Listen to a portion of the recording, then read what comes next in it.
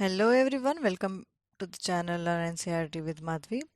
Today we are going to discuss the lesson number 7, weather, climate and adaptation of animals to climate. Or in this lesson we are going to discuss the points weather, climate, climate and adaptation, the polar region, the tropical rainforest and so many activities also we are discussing here. So let's be started. Do you remember the things that you were asked to pack when you were heading for a hill station? आपको याद है क्या कि आप कौन कौन सी चीज़ें pack करते हो जब आप हिल स्टेशन की तरफ जाते हो तब? When the sky is cloudy, your parents insist that you carry an umbrella. तो जब भी वेदर मतलब क्लाउडी हो जाता है, बादल दिखते हैं हमको इसमें स्काई के अंदर, तो आपके मम्मी पापा आपको बोलते हैं कि अम्ब्रेला लेके जाओ, यूँ छाता लेके जाओ. Have you heard elders in your family discuss the weather before planning a family function? क्या आपने कभी सुना है क्या कि आपके बड़े लोग वेदर के बारे में प्लानिंग करते रहते हैं? अगर आपके घर में कोई भी फंक्शन है तो वो पूछते रहते या फिर देखते रहते कि अरे यार मौसम कैसा रहेगा, कैसा चीज़ रहेगी वहाँ पे यूँ. You must have also heard the expert discussing the weather before the start of a game. और आपने ये भी सुना होगा कि जो भी एक्सपर्ट्स रहते हैं वो जब कभी भी गेम स्टार्ट होता है उसके पहले वेदर मौसम के बारे में डिस्कस करते रहते हैं. Have you ever wondered why the weather may have a profound effect on the game? तो आपने कभी सोचा है क्या कि ऐसा क्यों डिस्कशन करते हैं यूँ, और वेदर का क्या इफेक्ट हो सकता है वो गेम के ऊपर? The weather may have a profound effect on the game. तो जो भी गेम हम खेलते रहते हैं उसके ऊपर मौसम का बहुत ही ज़्यादा इफेक्ट रहता है, होता है यूँ. Many of our daily activities are planned based on the weather prediction. It has a profound effect on our lives. तो उसका भी बहुत डीपली इफेक्ट होता है हमारी ज़िंदगी में भी. Many of our daily activities are plan based on the weather predicted for that day. तो हम भी हमारी डेली की जो एक्टिविटी रहती है ना वो भी मौसम देख के प्रेडिक्ट करते हैं कि आज कैसा मौसम रहेगा, उस हिसाब से हम काम निकालते हैं. They are daily reports of the weather on the television and radio and in the newspapers. तो डेली के डेली मौसम के बारे में रिपोर्ट दी जाती है, हमें टीवी पे बताया जाता है, रेडियो पे बताया जाता है या फिर अखबार में बताया जाता है. But do you know what this weather really is? बट आपको पता है क्या कि मौसम क्या रहता है? In this chapter we will study about the weather and climate. हम इस चैप्टर में यही पढ़ने वाले हैं, मौसम और हवामान के बारे में. We will also see how different forms of life are adapted to the climate of there. तो हमने ये भी देखा होगा कि जो जो हमारे लाइफ की जो भी चीज़ें रहती है, अलग अलग चीज़ें या फिर ज़िंदगी रहती है, उस पे क्लाइमेटिक कंडीशन कैसे इफ़ेक्ट करती है. तो इस लेसन का फर्स्ट पॉइंट है यहाँ पे 7.1 weather. In figure 7.1 a sample of weather report from a newspaper is given. तो वेदर की यहाँ पे एक पिक्चर दी गई है, यहाँ पे एक सैंपल दिया गया, फिगर दी गई है. तो उसमें क्या दिया गया है? फिगर में लिखा गया है वेदर, मैक्सिमम टेम्परेचर दिया गया है, मिनिमम टेम्परेचर दिया गया है, सनसेट कितने बजे होने वाला है, sunrise given, moon set, moon rise, mist fog in the morning, partially cloudy sky, minimum temperature will be around 4 degrees Celsius, maximum humidity on Monday 83% and minimum 37%. तो यहाँ पे बहुत सारी चीज़ें बताई गई है हमें, जैसे कि मैक्सिमम. तो यहाँ पे बताया गया है कि दिन का मैक्सिमम टेम्परेचर तापमान कितना रहेगा, मिनिमम कितना रहेगा, सूरज कितने बजे उगेगा और सूरज कितने बजे डूबेगा, चंद्रमा कितने बजे उगने वाले हैं, कितने बजे डूबने वाले हैं. या फिर और एक दिया गया है कि कैसा रहेगा वेदर, मिस्ट रहेगा, फॉगी रहेगा, कि बादल रहेंगे यहाँ पे, टेम्परेचर कितने तक जा सकता है, ह्यूमिडिटी कितनी है, ज़्यादा से ज़्यादा कितनी हो सकती है और कम से कम कितनी होती है. तो sample of weather report from a newspaper. तो न्यूज़ पेपर के अंदर ऐसे सैंपल दिया जाता है. We find that the daily weather report carries information about the temperature, humidity and rainfall during the past 24 hours. तो हमने देखा होगा कि जो डेली वेदर रिपोर्ट जो आती है उसमें क्या क्या चीज़ें बताते हैं. तापमान बताते हैं, आर्द्रता बताते हैं, ह्यूमिडिटी कितनी है आज दिन भर में क्लाइमेट में, और rainfall during the past 24 hours. तो 24 घंटे में कितनी बारिश हो सकती है ये सब बताया जाता है. It also predicts the weather for the day और ये भी बताते हैं कि वो आज का वेदर कैसा रहेगा, मौसम कैसा रहने वाला है, ये भी वो प्रेडिक्ट करते हैं कि उसका भी एक अंदाज़ा लगाया जाता है।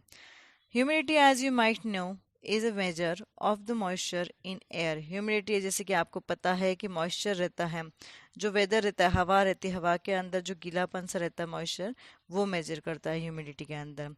भूजो बोलता है wonder who prepares this reports. तो भूजो सोचने लगता है कि ये सारी रिपोर्ट्स कौन बनाता है। The weather reports are prepared by the meteorological department of the government.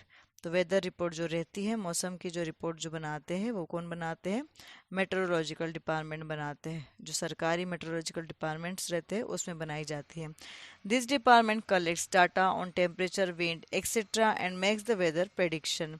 तो ये सारे जो डिपार्टमेंट रहते हैं वो डाटा कलेक्ट करते हैं तापमान के बारे में, हवा के बारे में, और जो भी चीज़ें अलग अलग है उन सब के बारे में, और वेदर का अंदाज़ा लगाते हैं कि आज कैसा मौसम रहेगा। Here activity 7.1, cut out the weather reports of the last week from any newspaper. तो जो भी लास्ट हफ्ते की, पूरे सप्ताह भर की जो भी आपके अखबार में जो भी वेदर रिपोर्ट्स आती हैं वो सारी कटआउट्स उसके निकाल लीजिए। If you do not get a newspaper at home, borrow from your neighbours और friends and copy this reports in your notebook. अगर आपके पास में अखबार नहीं आता है तो आपके फ्रेंड्स से, पड़ोसियों से, या फिर उसकी कॉपी आप नोटबुक में लिख लीजिए। जो जो भी लिखा रहता है ना वो सब लिख लीजिए। You can also collect weather reports from a library. आप वेदर रिपोर्ट्स अपनी नज़दीकी जो लाइब्रेरी रहती है, पुस्तकालय रहता है, वहाँ से भी कलेक्ट कर सकते हैं। Paste all the cutouts on a white sheet और ऑन अ चार्ट पेपर। तो वो सारे जो कटआउट्स है वो वाइट शीट पे या फिर चार्ट पेपर के ऊपर लगा दीजिए, चिपका दीजिए। Now record the information from the weather reports collected by you in table 7.1। तो आप रिकॉर्ड बना दीजिए, ये जो भी इस इंफॉर्मेशन आपको मिली है, सारी की सारी मौसम की जो रिपोर्ट्स आपने इकट्ठा की हुई है, उसको टेबल 7.1 में वेदर डाटा ऑफ वीक करके जो यहाँ पे हमने टेबल बनाई गई है उसमें इस इंफॉर्मेशन को आपको नोट डाउन करना है। The first row is just a sample. First row जो है वो जस्ट अ सैम्पल है, डेट लिखी गई है उसमें। Fill all the columns according to the data in the chart that you have prepared. तो जो सारे भी कॉलम्स है उसको फिलअप कर दीजिए, आप भर दीजिए उसको, जो भी आपने डाटा कलेक्ट किया है, चार्ट बना है, उसको देख देख के आप फिल डाउन कर दीजिए। तो देखते हैं ये टेबल में क्या क्या है। Weather data of week, date बनाया है, डेट का एक कॉलम है। Maximum temperature in degree Celsius का कॉलम है। Minimum temperature in degree Celsius का एक कॉलम है। Minimum humidity in percentage, maximum humidity in percentage and rainfall in mm। ये सारे अपने कॉलम बनाए गए हैं, 6 कॉलम हैं यहाँ पे। और फिर यहाँ पे हमें डेट वाइज दिखना है। जैसे कि यहाँ पे एक सैंपल बताया गया कि मैक्सिमम टेम्परेचर गया है 36.2 डिग्री सेल्सियस, 23rd 8 2006 का दिखाया गया है यहाँ पे। मिनिमम टेम्परेचर है यहाँ पे 27.8 degree Celsius. Minimum humidity 54%, maximum humidity 82%, और रेनफॉल की जगह है डैश। रेनफॉल में not be recorded Rainfall may not be recorded for all the days since it may not rain every day। तो रेनफॉल यहाँ पे पूरे दिन के लिए कोई भी रिकॉर्ड नहीं है यहाँ पे, तो इसका मतलब ये हुआ कि पूरे दिन में आज बारिश नहीं होने वाली, ऐसा अंदाज़ा लगाया उन्होंने। Leave the space for rainfall blank if the data is not available. तो जो रेनफॉल का जो कॉलम है उसे छोड़ दीजिए अगर आपके पास में रेनफॉल का कोई भी डाटा नहीं है तो। Rainfall is measured by an instrument called the rain gauge. Rainfall जो रहता है, बारिश जो है, वो रेन गॉज इस इंस्ट्रूमेंट से काउंट होती है, मेजर की जाती है। It is basically a measuring cylinder with a funnel on top to collect rain water. तो ये बेसिकली एक सिलेंड्रिकल मेजरिंग सा फनल रहता है। फनल मीन्स क्या है कि जिसमें से हम, मतलब पतली सी एक नली रहती है और ऊपर ऐसे कोन शेप का रहता है ना, उसमें से हम जनरली छोटी बोतल में उसको लगा के पानी वगैरह भरने के लिए, पेट्रोल भरने के लिए या ऑयल भरने के लिए भी हम लोग फनल का यूज़ करते हैं। तो वैसा रहता है, और वो सब क्या करता है, बारिश के पानी को कलेक्ट करता है सिलेंडर के अंदर। Do all the 7 days have the same maximum and minimum temperatures, humidity and rainfall. तो क्या पूरे 7 दिनों में सेम सा मैक्सिमम और मिनिमम टेम्परेचर थे क्या, या ह्यूमिडिटी सेम थी क्या, या फिर रेनफॉल सेम था क्या? The maximum and minimum temperatures recorded may be the same for some of the days. तो जो मैक्सिमम और मिनिमम टेम्परेचर थे वो कुछ दिनों के लिए हो सकता है कि सेम रिकॉर्ड किए गए हुए हो। However all the parameters are not the same on any 2 days। तो जो भी सारे पैरामीटर्स हैं वो 2 दिन के भी सेम नहीं हो सकते, जितने भी है ना काउंटिंग, आपके rainfall, humidity, minimum temperature, maximum temperature etcetera. तो वो हर एक दिन का हर एक डाटा सेम रहे ये ज़रूरी नहीं है। ओवर अ वीक देयर में बी कंसिडरेबल वेरिएशन। तो पूरे वीक में हल्का फुल्का भी वेरिएशंस हो सकते हैं। The day to day condition of the atmosphere at a place with respect to the temperature, humidity, rainfall, wind speed etcetera is called the weather at that place. जो डे टू डे की condition रहती है मौसम के अंदर क्या रहती है, जैसे कि temperature, humidity, rainfall, wind speed, हवा का जो बहाव का जो है स्पीड जो है वो गिनते हैं, तापमान है। तो वो सारे क्या रहता है, वो एक प्लेस के जो भी रहता है ना वेदर कंडीशन, ये सारी बताता है पूरे दिन भर की। The temperature, humidity and other factors are called the elements of the weather. जो टेम्परेचर रहती है, मॉइस्चर जो रहता है वेदर के अंदर, एटमॉस्फेयर के अंदर, एंड द अदर फैक्टर्स, उन सारी चीज़ों को क्या बोला जाता है, एलिमेंट्स ऑफ द वेदर। मौसम के एलिमेंट्स कहा जाता है इन सबको। The weather of a place changes day after day and week after week. तो हर एक जगह का जो मौसम है वो हर एक दिन का अलग अलग होता है, हर एक हफ्ते का भी अलग अलग हो सकता है। That is why we often say today's weather is too humid और the weather was warm last week. तो इसीलिए हम बोलते हैं कि आज का जो वेदर है वो बहुत ही ज़्यादा गर्म था, या फिर वो बहुत ही ज़्यादा गीलापन था आज मौसम में, ड्राई सा था। या फिर हम बोलते हैं कि अरे लास्ट वीक तो बहुत सारी गर्मी थी, है ना। The weather is such a complex phenomenon that it can vary over very short periods of time. तो जो वेदर है वो बहुत ही कॉम्प्लेक्स एक चीज़ है।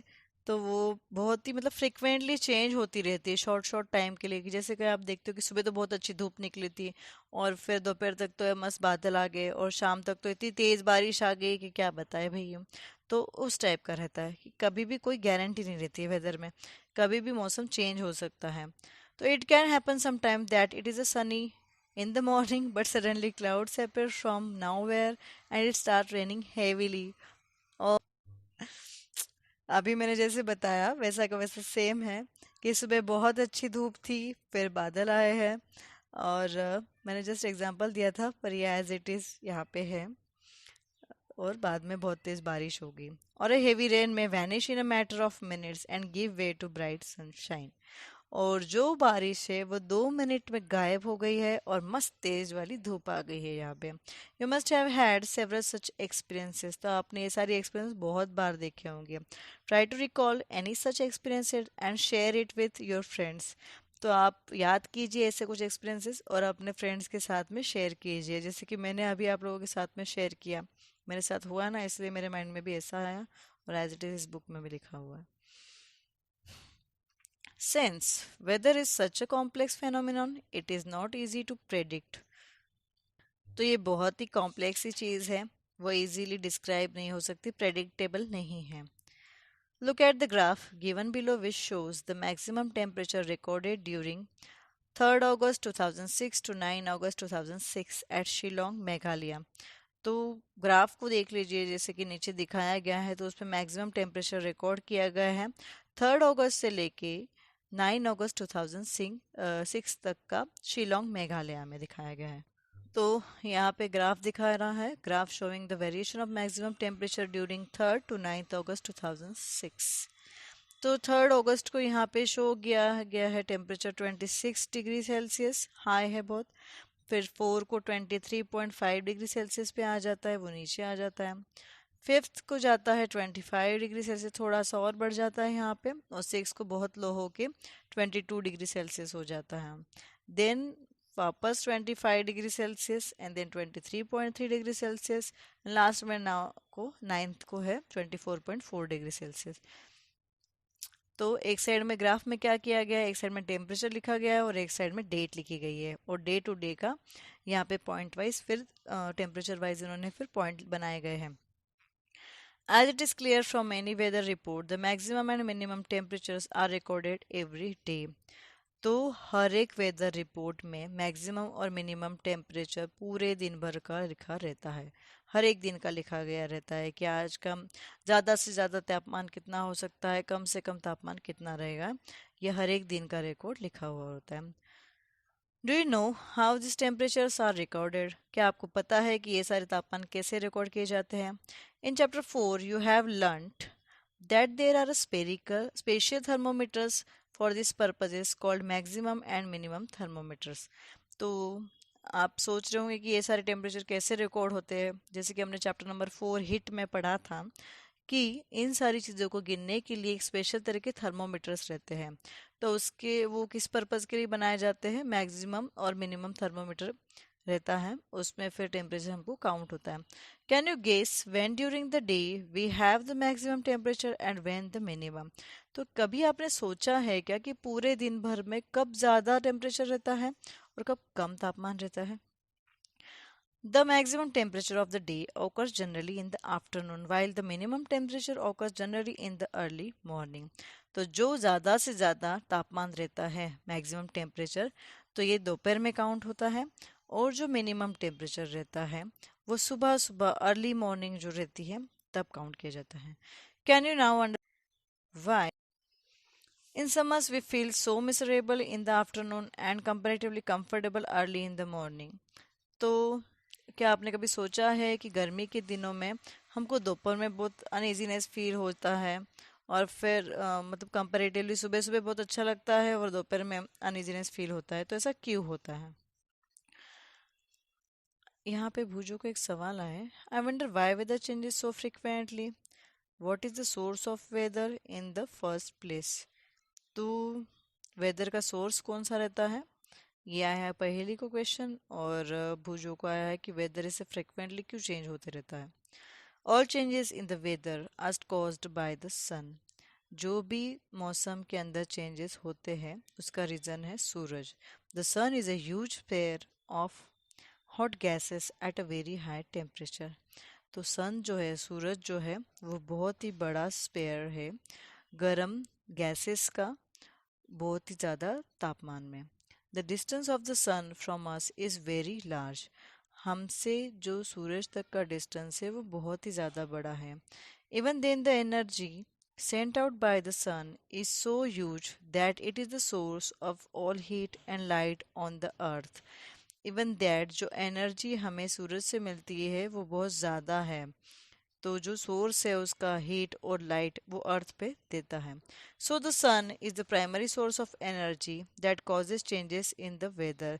तो सूरज जो है वो फर्स्ट सोर्स है एनर्जी का, और वो ही मौसम को चेंज करता है। Energy absorbs and reflects by the earth surface, oceans and the atmosphere play important roles in determining the weather at any place. Energy absorb होती है और रिफ्लेक्ट होती है पृथ्वी के ऊपर। पृथ्वी का जो सरफेस रहता है, ऊपर की जो पोर्शन रहती है, लेयर, उस पे जाता है, समुद्र की सतह पे जाता है, और जो हवामान रहता है अपना उस पे जाता है, जो अर्थ के आजू बाजू का जो एटमॉस्फेयर है उस पे जाता है।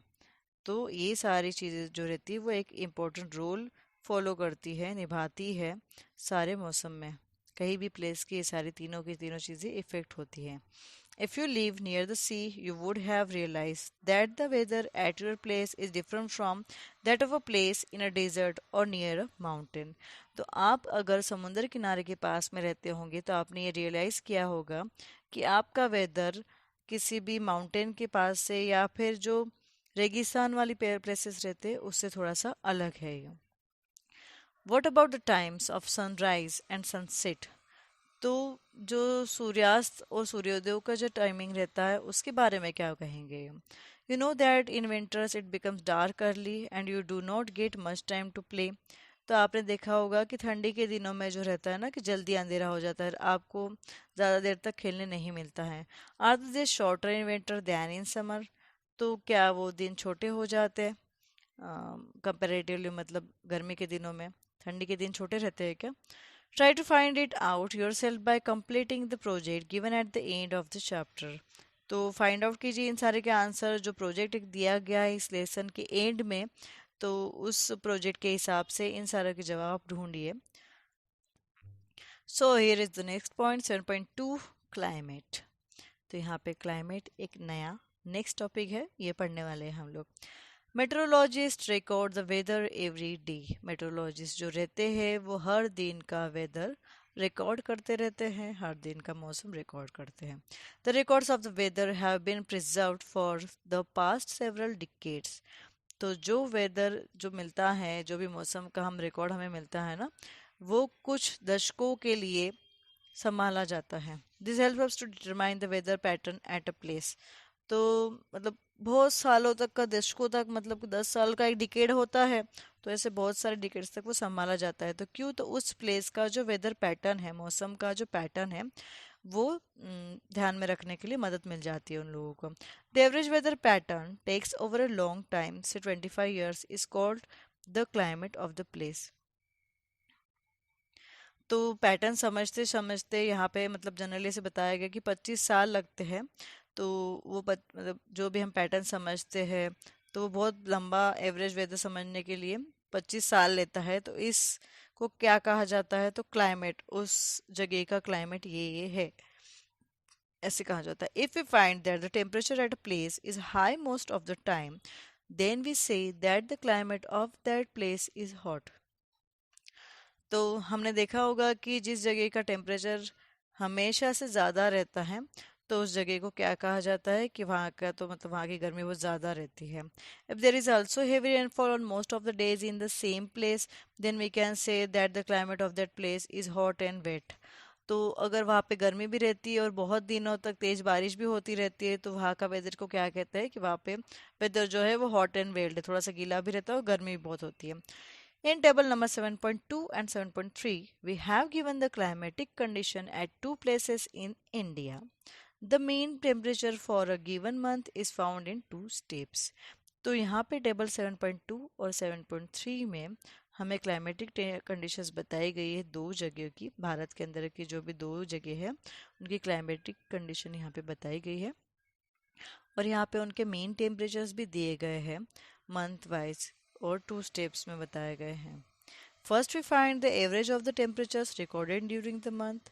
तो हम पहले देख रहे हैं कि जो एवरेज टेम्परेचर रहता है मंथ में, तो वो लिखा गया है। Second we calculate the average of such average temperatures over many years. तो सेकेंड में हम देख रहे हैं यहाँ पे कि जो इतने सालों से वहाँ का जो टेम्परेचर है उसका एवरेज दिया गया है वहाँ पे, that gives the main temperature. तो वो मेन टेम्परेचर के अंदर लिखा गया है। The true places are Srinagar in Jammu and Kashmir and Tiruvananthapuram in Kerala. तो जो दो जगह दी गई है, तो फर्स्ट है यहाँ पे श्रीनगर जम्मू एंड कश्मीर में है वो, और तिरुवनंतपुरम जो केरला में है वो। तो हम टेबल देख लेते हैं। जनवरी से दिसंबर तक का यहाँ पे टेम्परेचर बताया गया है। श्रीनगर और तिरुवनंतपुरम दोनों ही टेबल बनाए गए हैं information about the climate. First column है यहाँ पे मंथ का, सेकंड कॉलम है यहाँ पे मेन टेम्परेचर डिग्री सेल्सियस का, उसमें दो किया है, सब कॉलम किए हैं daily minimum temperature, daily maximum temperature, और थर्ड में है मेन टोटल रेनफॉल एमएम में। और सेम एज इट इज 7.3 में भी कॉलम बनाया गया है, सारे मंथ्स वाइज लिखा गया है। डेली का मिनिमम टेम्परेचर यहाँ पे रिकॉर्ड किया गया है, डेली का मैक्सिमम टेम्परेचर यहाँ पे रिकॉर्ड किया गया है, और रेनफॉल यहाँ पे रिकॉर्ड किया है, मेन जो है रेनफॉल का वो यहाँ पे रिकॉर्ड किया गया है। The numbers for the mean total rainfall have been rounded off. तो जो मेन रेनफॉल का क्या है वो राउंड फिगर से लिख दिया है यहाँ पे। By looking at tables 7.2 and 7.3, we can easily see the difference in the climate of Jammu and Kashmir and Kerala. तो टेबल 7.2 एंड 7.3 ऑब्जर्व करने के बाद में हमने क्या नोटिस किया है कि जो वेदर जो है जम्मू एंड कश्मीर का और केरला का, उसमें बहुत सा डिफरेंसेस है।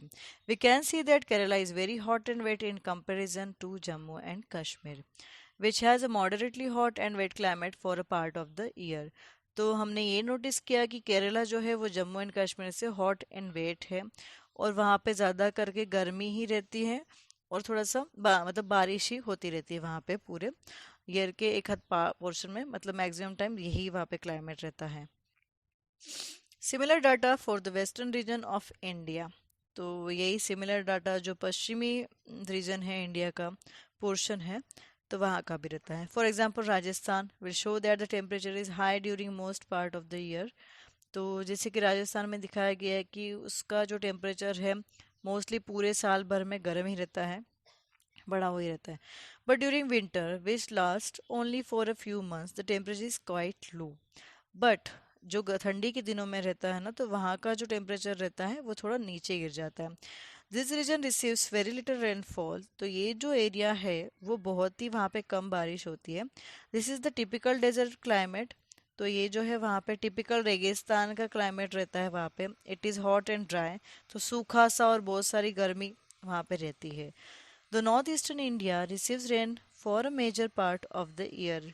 तो जो नॉर्थ ईस्ट एरिया है इंडिया का जो पोर्शन है तो वहाँ पे क्या होता है कि पूरे साल भर में मोस्ट ऑफ द टाइम ज़्यादा से ज़्यादा वहाँ पे बारिश ही होती रहती है पूरे साल भर में. Therefore we can say that the climate of the north east is wet. तो इसीलिए हम बोलते हैं कि नॉर्थ ईस्ट का जो क्लाइमेट है वो वेट है. Next point is 7.3 climate and adaptation. Climate has a profound effect on all living organisms. तो जो मौसम जो है वो सारे लिविंग ऑर्गेनिजम्स के ऊपर बहुत ही गहरा असर करता है. Animals are adapted to survive in the conditions in which they live. तो जो भी वहाँ के जो एनिमल्स रहते हैं जो जानवर रहते हैं ना तो वहाँ पे वेदर कंडीशन पे जीना सीख लेते हैं. Animals living in a very cold and hot climate must possesses specially features to protect themselves against the extreme cold और हीट. तो जो भी जानवर रहते हैं तो वो ज़्यादा मतलब जहाँ ज़्यादा ठंडी होती है या ज़्यादा गर्मी रहती है तो उस पर्टिकुलर क्लाइमेट के हिसाब से वो अपने फीचर्स जो रहते हैं वो चेंज कर देते हैं और वो इस वजह से ज़्यादा से ज़्यादा ठंड में और ज़्यादा से ज़्यादा गर्मी में भी रह पाते हैं. Recall from chapter number 9 of your class 6 science book the definition of adaptation. तो याद कीजिए चैप्टर नंबर 9 में क्लास 6 में आपने साइंस बुक में पढ़ा होगा. डेफिनेशन सुनी होगी एडेप्टेशन की. Features and habits that help animals to adapt to their surroundings are a result of the process of evaluation. तो जो विशेषता है या फिर जो आदतें हैं वो हेल्प करती है जानवरों को अडेप्ट करने के लिए जो आजू बाजू का उनका मौसम है. इवोल्यूशन प्रोसेस में जो भी होता है ना तो वो भी जो भी प्रोसेस है तो वो अडेप्ट करते हैं और वही उनके इवोल्यूशन में इफेक्ट कराता है. In chapter 9 you will learn about the effect of weather and climate on soil. तो चैप्टर नंबर 9 में आपने पढ़ा था कि जो भी मौसम का इफेक्ट होता है ना और जो क्लाइमेट का इफेक्ट होता है वहाँ का वो वहाँ की मिट्टी पे भी होता है. Here we will study the effect of climate on animals only. तो लास्ट ईयर हमने पढ़ा था कि मिट्टी के ऊपर वेदर और क्लाइमेट की क्या इफेक्ट होते हैं और इस ईयर हम पढ़ने वाले हैं कि क्लाइमेट और वेदर का इफेक्ट एनिमल्स के ऊपर जानवरों के ऊपर क्या होता है. In class 6 you have read about adaptation of animals to certain habitats. तो आपने क्लास 6 में कुछ जो जानवर थे उनके आपने अडेप्टेशन पढ़े थे. As example of adaptation of animals to climatic conditions we discuss only animals living in polar regions and tropical rain forest. तो आपने एडेप्टेशन का एक एग्जांपल देखा होगा कि एनिमल जो है ना वो अपने क्लाइमेटिक कंडीशन के हिसाब से रहते हैं. जैसे कि पोलर रीजन जो रहता है बर्फीला जो पहाड़ी जो रहते हैं पोलर जो है ना and earth of the end north and south pole जो है तो वहाँ पे एनिमल्स कैसे रहते हैं. ट्रॉपिकल रेन फॉरेस्ट में कैसे रहते हैं. As the name suggest the polar region are situated near the poles north pole और साउथ पोल. जो पोलर रीजन जो रहता है वो उत्तरी और दक्षिणी ध्रुवीय के पास में जो एरिया है उसे कहा जाता है polar region. Some well known countries that belong to the polar region are Canada, Greenland, Iceland, Norway, Sweden, Finland, Alaska in USA and Siberian region of Russia. तो हमें जैसे कि पोलर रीजन कुछ और भी पता है, इनमें कुछ देश काउंट होते हैं जैसे कि यहाँ पे Canada, Greenland, Iceland, Norway, Sweden, Finland, Alaska USA के अंदर जो है वो और रशिया का एक रीजन है साइबेरियन.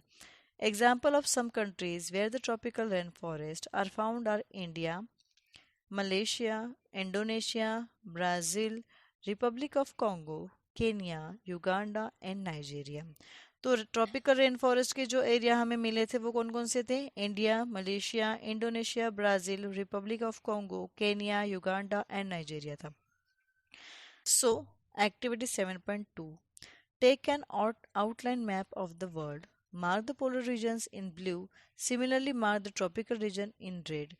तो जो वर्ल्ड मैप है आप वो ले लीजिए, आउटलाइन जो मैप रहता है ना वो ले लीजिए और मार्क कीजिए वहाँ पे ब्लू कलर से पोलर रीजन को मार्क कीजिए और रेड कलर से आप ट्रॉपिकल रीजन को मार्क कीजिए। फर्स्ट दिया गया है the polar regions. The polar regions present an extreme climate. Polar region जो प्रेजेंट होता है ना वहाँ का एक्सट्रीम क्लाइमेट होता है। This regions are covered with snow and it is very cold for most part of the year. Polar region जो रहते हैं वो बर्फ से ढके हुए रहते हैं और वहाँ पे बहुत बहुत ही ज़्यादा ठंडा वेदर रहता है पूरे साल भर में। For 6 months the sun does not set at the poles while for the other 6 months the sun does not rise। तो 6 महीने तक वहाँ पे सूरज डूबता नहीं और 6 महीने तक वहाँ पे सूरज उगता नहीं, मतलब 6 महीने तक वहाँ पे दिन रहते हैं और 6 महीने तक वहाँ पे रात रहती है। In winters the temperature can be as low as -37 degree Celsius. तो वहाँ का जो टेम्परेचर है ठंडी के दिनों में वो इतना नीचे आ जाता है, वहाँ पे -37 डिग्री तक का टेम्परेचर हो जाता है। Animals living there have adapted to this severe conditions. तो वहाँ के जो जानवर रहता है इस सीवियर कंडीशन को भी उन्होंने अडेप्ट कर लिया है, जीना सीख लिया है वहाँ पे। Let us see how they are adapted by considering the examples of polar bears and penguins. तो हम यहाँ पे देखते हैं कि उन्होंने वहाँ का वेदर कैसे अडेप्ट कर लिया है। फॉर एग्जाम्पल वहाँ पे जो एनिमल्स मिलते हैं लाइक पोलर बियर्स मिलते हैं, पेंगुइन्स मिलते हैं, तो वो कैसे रहते हैं। Polar bears have white fur so that they are not easily visible in the snowy white background। Polar bears जो रहते हैं ना उनके ऊपर वाइट कलर का फर रहता है और वो नॉर्मली बर्फ के ऊपर नहीं दिखते हैं। पीछे से अगर उनके देखोगे तो आपको बर्फ के ऊपर वो समझ में भी नहीं आएगी कि ये यहाँ पे कोई बियर भी है। It protects them from their predators. It also helps them in catching their prey. तो वो जो वाइट चीज़ रहती है वो एज लाइक बर्फ की तरह ही दिखते हैं, तो वो क्या करता है कि जो भी उनका भक्षक रहता है तो उससे उनको हेल्प करता है, बचाता है। और उनको हेल्प किस में मिलती है, तो वो किसी का शिकार करते हैं, छोटे एनिमल्स का किसी का भी शिकार भी उस चीज़ के लिए भी उन्हें उस वजह से हेल्प मिल जाती है। To protect them from extreme cold they have 2 thick layers of fur. उनको खुद को बचाने के लिए इतनी ज़्यादा ठंड में भी उनको खुद को बचाने के लिए उनके ऊपर क्या रहता है, तो 2 लेयर रहती है फर की उनके ऊपर। They also have a layer of fat under their skin. और उनकी स्किन के अंदर फैट की भी एक लेयर रहती है। In fact, they are so well insulated that they have to move slowly and rest often to avoid getting overheated। और वो इतने अच्छे से इंसुलेटेड है कि वो मतलब धीरे धीरे मूव होते हैं, वो रेस्ट करते हैं कि ओवर हीटिंग अवॉइड होने के लिए वो रेस्ट करते हैं। फिर फिजिकल है इसलिए वो धीरे धीरे चलते हैं। Physical activities on warm days necessitates cooling. तो जो फिजिकल एक्टिविटीज वो करते हैं उनको ठंडा रहने के लिए, तो वो करते हैं गर्मी के दिनों में उनको ठंडा रहने के लिए जो जो भी फिजिकल एक्टिविटीज चाहिए वो करते हैं। जैसे कि वो स्विमिंग के लिए जाते हैं, पोलर बियर जाते हैं स्विमिंग के लिए। It is a good swimmer. वो बहुत ही अच्छे स्विमर रहते, तैराकी रहते हैं। Its paws are wide and large which help it not only to swim well but also walk with ease in the snow. तो उनके जो पॉज रहते हैं, जो पैर्स रहते हैं ना, पंजे जो रहते हैं वो बड़े और चौड़े रहते हैं, वो उन्हें हेल्प करते हैं, स्विमिंग में भी करते हैं एज वेल एज उनको बर्फ के ऊपर चलने में भी हेल्प करते हैं। इजी पढ़ने के लिए उनका स्ट्रक्चर ऐसा रहता है। While swimming under water it can close it's nostril and can remain under water for long duration. तो वो जब स्विमिंग करते हैं पानी के अंदर में तो वो क्या करते हैं कि जो अपने नाक रहते हैं नथुनों को बंद कर देते हैं और वो मतलब बहुत लंबे टाइम तक पानी के अंदर तक रह सकते हैं, स्विमिंग कर सकते हैं। It has a strong sense of smell so that it can catch its pray for a food. उनको बहुत ही स्मेल का जो सेंस रहता है ना बहुत ही अच्छा स्ट्रॉन्ग रहता है उनका, तो उस वजह से वो उनका जो शिकारी रहता है, खाने के लिए जो भी शिकारी वो ढूंढते हैं तो उसको easily कैच कर लेते हैं। We can understand the adaptation of polar bear with the help of the flow chart shown in figure 7.3। तो पोलर बियर का जो अडेप्टेशन है यहाँ पे फिगर दिखाई गई 7.3 में, उस हेल्प से हम उनको देखते हैं। Figure 7.3 adaptation of polar bear. तो यहाँ पे दिखाया गया जैसे कि पोलर बियर है। The white fur is not easily visible in the snowy white background. तो पीछे से वाइट फर की वजह से वो इजीली बर्फ के ऊपर नहीं दिखाई देते हैं। It has a very strong sense of smell. उनको सेंस ऑफ स्मेल बहुत ही अच्छा रहता है उनका। It helps the bear to locate and catch its prey. तो स्मेल की वजह से वो उनका जो शिकारी रहता है तो उसको पहचान पाते हैं और जल्दी से पकड़ लेते हैं। It has long curve and sharp close. तो उनको बड़े कर्व वाले और तीखे क्लोव्स रहते हैं। They help it to walk on ice. तो उस वजह से वो उनको क्या करते हैं, हेल्प करते हैं आइस के ऊपर चलने के लिए। It has a layer of fat under its skin. उनके स्किन के अंदर मोटी सी लेयर रहती है फैट की। The fat insulates its body from cold and keeps it warm. तो जो फैट रहता है ना, तो उनकी बॉडी को ठंडी से गर्मी में इंसुलेट करती है और उस वजह से उनकी बॉडी जो रहती है वो जो है खुद को गर्म रख पाते हैं। This keep it warm. It has two thick layers of fur. तो उनके ऊपर जो है दो लेयर रहती है फर की। This keeps it warm in cold weather. तो उस वजह से उनको हेल्प हो जाती है ठंडी के दिनों में भी और उसको गर्माहट मिलती है।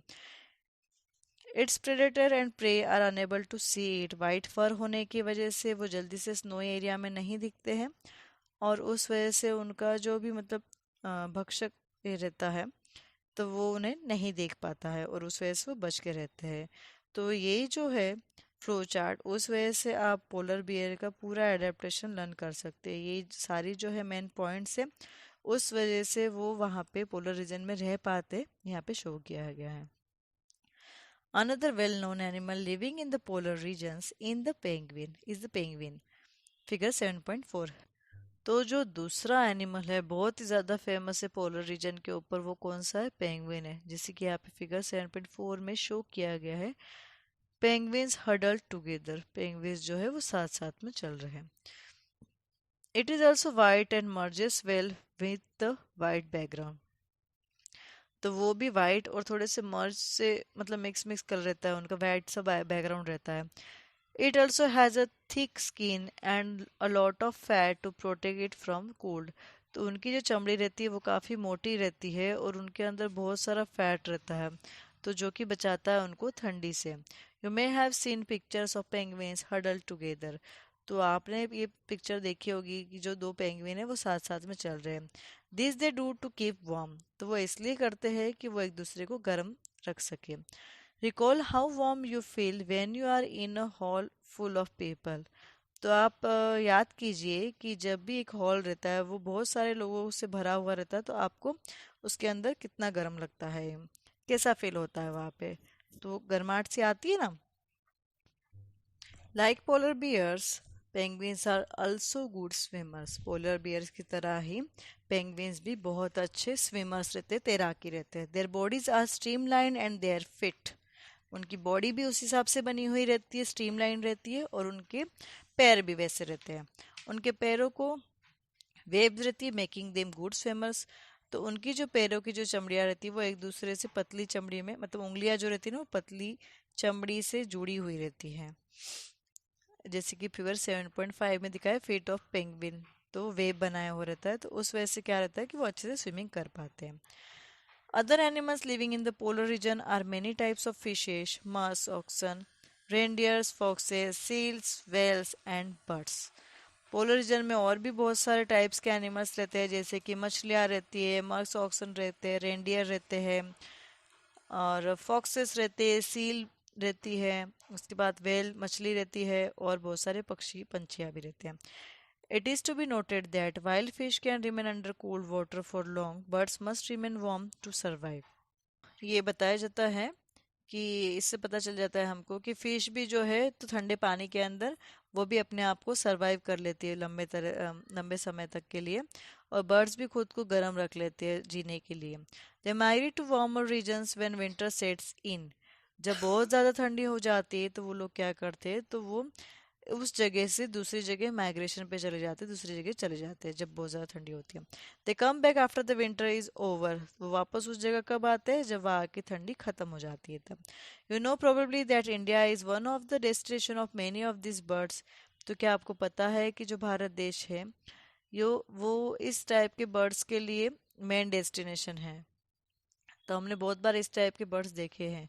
You must have seen or heard about the Siberian crane that comes from Siberia to place like Bharatpur in Rajasthan and Sultanpur in Haryana and some wetland of northeast and some other parts of India. Figure 7.6.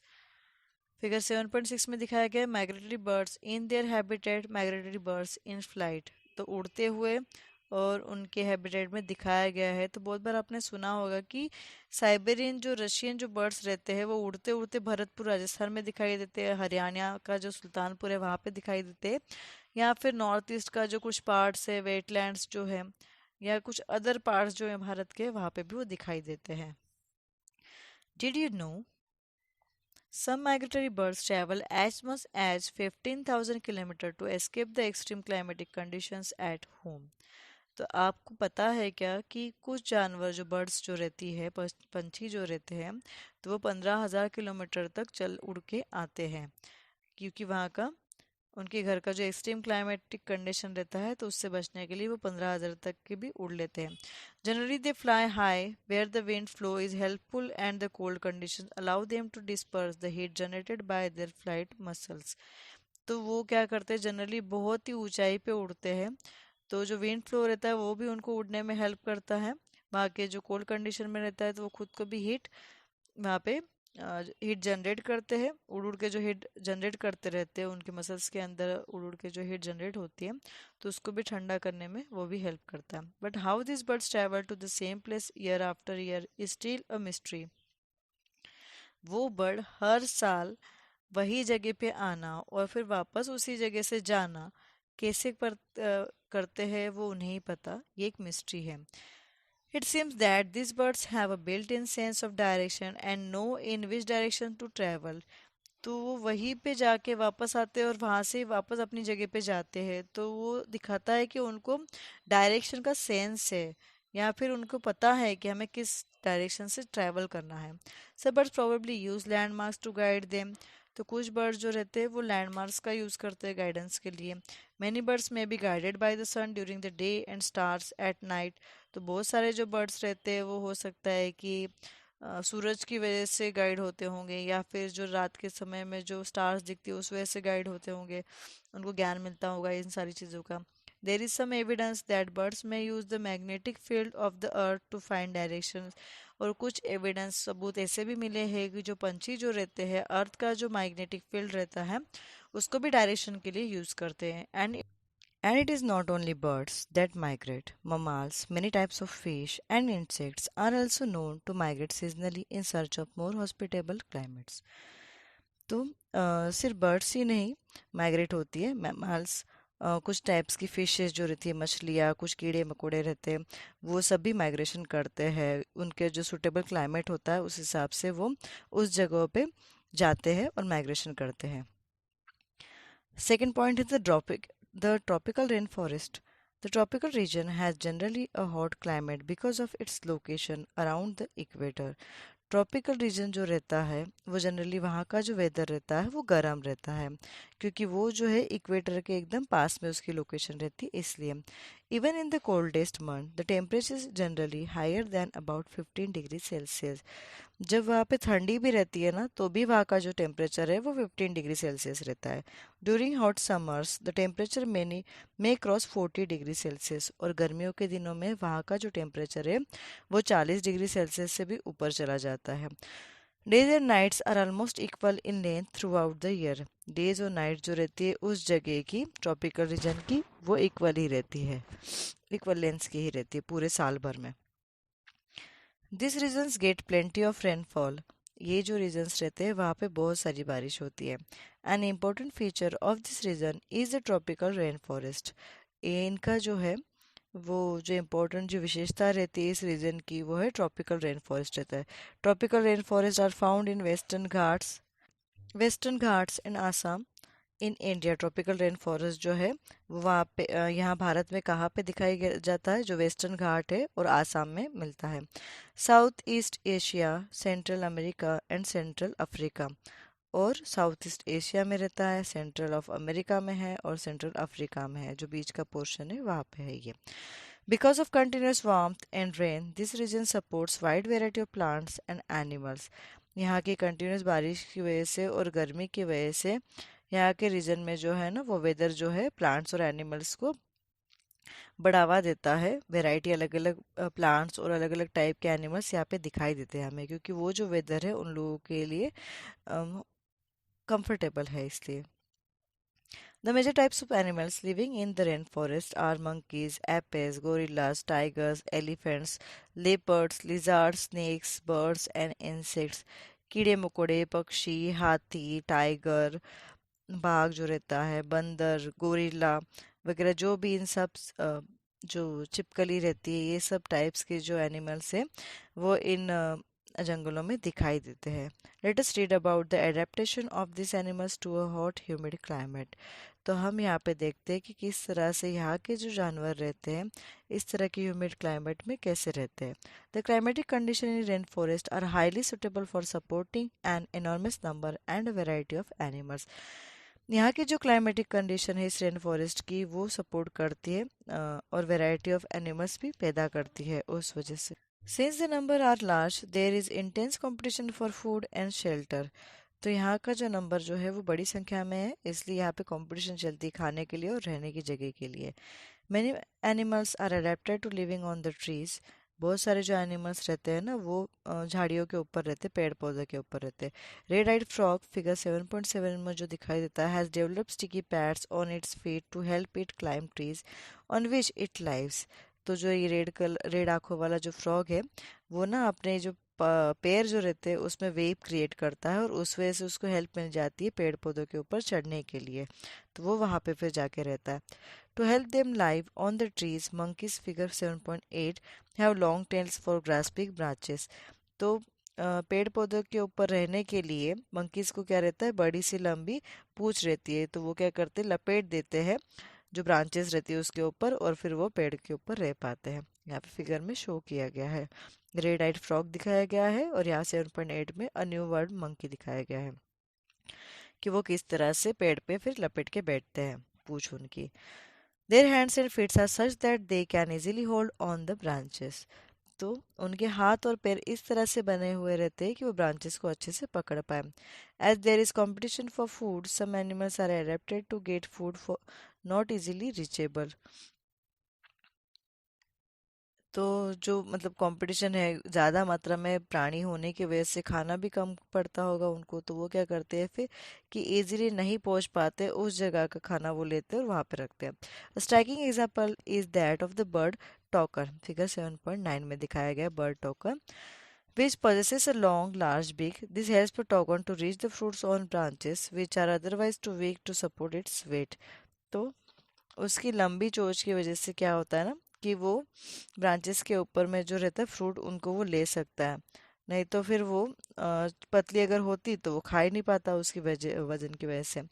Many tropical animals have sensitive hearing, sharp eyesight, thick skin and a skin color which helps them to camouflage by blending with the surroundings. बहुत सारे जो animals रहते हैं उनको क्या रहता है, बहुत तेज़ी से वो सुन सकते हैं, उनकी जो आंखें रहती है बहुत तेज़ रहती है, उनकी चमड़ी मोटी रहती है या फिर उनका स्किन कलर उस टाइप का रहता है, तो वो जो उनके मतलब भक्षक रहते हैं उनसे वो बच सकते हैं। और वो जो सराउंडिंग नेचर रहता है तो उस कलर में वो मिक्स हो जाते हैं पेड़ पौधे के अंदर या किसी भी, तो उसमें वो मिक्स हो जाते हैं, दिखाई भी नहीं देते हैं फिर वो।